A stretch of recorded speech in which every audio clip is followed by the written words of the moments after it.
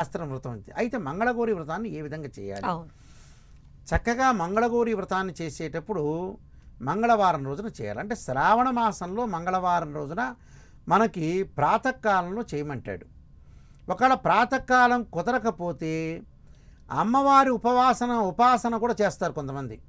ఉపాసన చేసి మంగళగౌరి అంటే పార్వతీదేవి యొక్క ఆరాధన, పార్వతీదేవి యొక్క శ్లోకాలు, మంత్రాలు. అంటే ఆమె మహాకాళి, మహాలక్ష్మి, మహాసరస్వతి, ఆమె గౌరీదేవి. అంటే గౌరమ్మని మనం పసుపుతో చేస్తాం. గణపతి వేరు, గౌరమ్మ వేరు. చాలా మందికి ఇది డౌట్ వస్తుంది, అది గణపతి గౌరమ్మ అని. గణపతి విధానం వేరుంటుంది, గౌరమ్మ విధానం వేరుంటుంది. అంటే గణపతిని చేసే విధానం వేరే ఉంటుంది, గౌరమ్మని చేసే విధానం వేరుంటుంది. ఆ గౌరీదేవి యొక్క అనుగ్రహం అనేది మనకు ఉండాలని అర్థం. తేడా అంటే ఏమిటంటే ముద్ద చేసేటప్పుడు ఇలా కనపడుతూ ఉంటుంది పైన స్లోప్గా, అంటే స్ట్రైట్గా ఉంటుంది ఆ ముద్ద. అంటే ఇలా చేసిన తర్వాత ఇలా చేస్తారు గౌరీ, ఇలాగా గణపతి. గౌరీదేవి వచ్చారు ఇలా పొడవుగా చేస్తారు, అంటే ఒక కోనాకారంలో ఉంటుంది, అది గౌరీదేవి. అంటే అమ్మవారే పార్వతీదేవే. అంటే పార్వతీదేవి మంగళకరమైన రోజున మంగళకరం అంటే ఏంటి? స్త్రీలకు సర్వ సౌభాగ్యాలు ఉంటే మంగళకరమే అర్థం. అంటే బొట్టున్నా, మంగళసూత్రం ఉన్నా, ఇవన్నీ కూడా పెళ్లిలో కూడా తంతులో కూడా మాంగళ్య ధారణ అప్పుడు మనం చక్కగా ఎండు కొబ్బరి చిప్పలో చక్కగా మంగళసూత్రం పెడతారు. పెట్టి ఓం హిరణ్యవర్ణాం హరణీం అనే మంత్రంతో చక్కగా పూజ చేస్తారు. పూజ చేసి అందరికి చూపిస్తారు.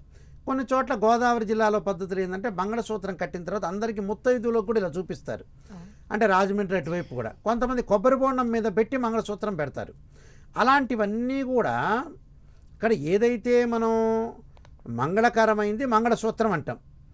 అంటే భర్త యొక్క ఆయు ప్రమాణం బాగుండాలి, వీళ్ళ యొక్క ఆయు ప్రమాణం బాగుండాలి, పిల్లలు చక్కగా ఉండాలి, అందరూ బాగుండాలి, సుఖ సంతోషాలతో ఉండటానికి మంగళగౌరి వ్రతాన్ని చేస్తారు. అది ఏ విధంగా చేయాలంటే చక్కగా ఓ పీట వేసి, తెల్లని వస్త్రం వేసి, దాని మీద బియ్యం చక్కగా పోసి వరుణ కలశాన్ని పెట్టాలి. అంటే వరుణ కలశం పెట్టి ఆ కలశానికి కూడా చాలామంది కూడా ఏంటంటే ఒక పొరపాటు చేస్తుంటారు, కలశం పెడతారు. కలశం పెట్టిన తర్వాత వెనక విగ్రహం పరిపూర్ణంగా పెట్టాలి అమ్మవారికి. ఈ కలశానికి ఏం చేస్తారంటే రాగి కలశమో లేకపోతే ఇత్తడో లేకపోతే వెండి కలశమో పెట్టి చక్కగా కొబ్బరికాయ పెట్టి ముఖానికి పార్వతీదేవి ముఖాన్ని తగిలిస్తారు. మరి ఆమె చేతులు ఏమైనట్టు, కాళ్ళు ఏమైనట్టు? అలా పెట్టకూడదు. మనము ఒక విగ్రహం అనేది చేయిపోతే తీసుకెళ్ళి దేవాలయంలోనూ, నదిలోనూ, చెట్లోనూ వేయమంటారు, ఉండకూడదని.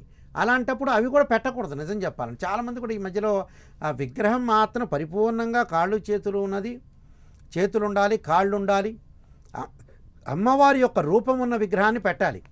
ముందు వైపు ఏం చేయాలి? గణపతి పెట్టాలి, పసుపు గణపతి పెట్టాలి. దాని పక్కన ఏం చేయాలి?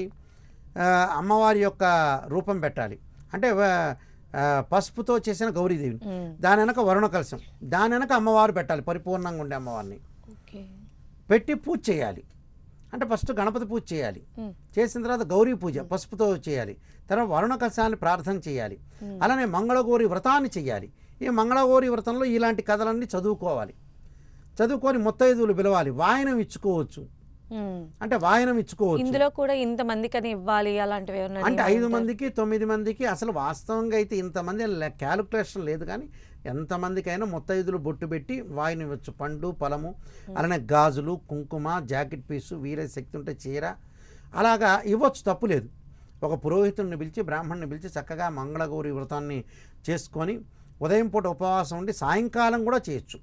ఒకవేళ సాయంకాలం మనం ఈ కాలంలో చేయలేం కాబట్టి ప్రాతకాలంలో చక్కగా తలస్నానం చేసి, తలస్నానం కూడా షాంపుతో వాటితో చేసుకోకూడదు, మామూలుగా తలస్నానం చేయాలి.